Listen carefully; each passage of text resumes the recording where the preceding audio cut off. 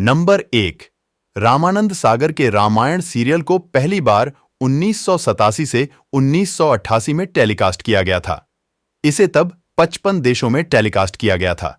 Reports के मुताबिक तब रामायण को 65 करोड़ लोगों ने देखा था।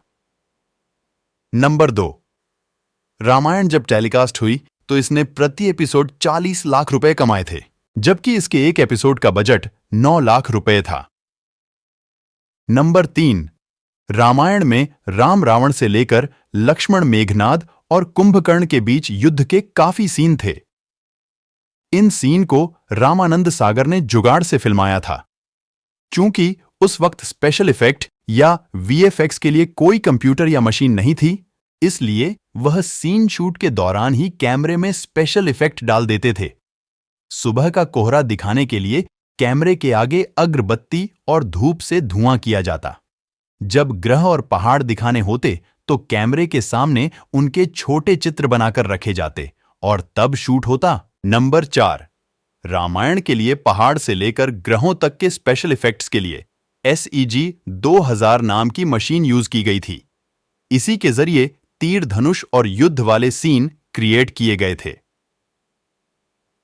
नंबर 5। रामायण इंडिया का एकमात्र टीवी सीरियल रहा जिसका टेलीकास्ट टाइम 45 मिनट का होता था। तब इस सीरियल को करीब 99% लोग देखते हैं। जब इसका टेलीकास्ट दूरदर्शन पर किया जाता तो गलियां और सड़कें सुनसान हो जाती थीं। नंबर 6। कोरोना के खतरे को देखते हुए जब 21 दिनों के लॉकडाउन में रामायण को एक बार टीवी पर प्रसारित किया गया तो इसने वर्ल्ड रिकॉर्ड बना दिया था। 16 अप्रैल 2020 को रामायण का जो एपिसोड टेलीकास्ट किया गया था उसे करीब 7.7 करोड़ लोगों ने देखा था। यह एक वर्ल्ड रिकॉर्ड था। नंबर 7 आपको जानकर हैरानी होगी कि रामायण को जून 2003 में सबसे ज्यादा देखा जाने वाला mythological serial in the world के तौर पर Limca book of world record में शामिल किया गया था। नंबर 8। रामानंद सागर ने रामायण सीरियल की शूटिंग मुंबई से करीब 16 किलोमीटर दूर उमरगांव में की थी। इस जगह को खास तौर से इसी के शूट के लिए किराए पर लिया गया था। नंबर 8। रिपोर्ट्स के मुताबिक रामायण की शूटिंग करीब 550 दिनों तक चली थी। कई कलाकार उमरगांव में ही रुके थे। किसी दिन अगर शूट के लिए कलाकारों की कमी पड़ जाती तो आसपास के इलाके में ढोल नगाड़ों से घोषणा करवाई जाती। इस सीरियल के शूट में कई आम लोग भी शामिल थे।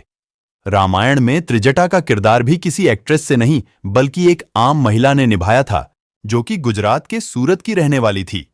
उनका नाम विभूति परेश चंद्र दवे था। नंबर 10। क्या आप जानते हैं कि रामानंद सागर ने रामायण के एक सीन में एक कोए से भी एक्टिंग करवा ली थी? दरअसल एक किस्सा है कि जब भगवान शिव पार्वती को एक कथा सुना रहे थे तो कागभुसुंडी ने चुपके से कथा सुन ली।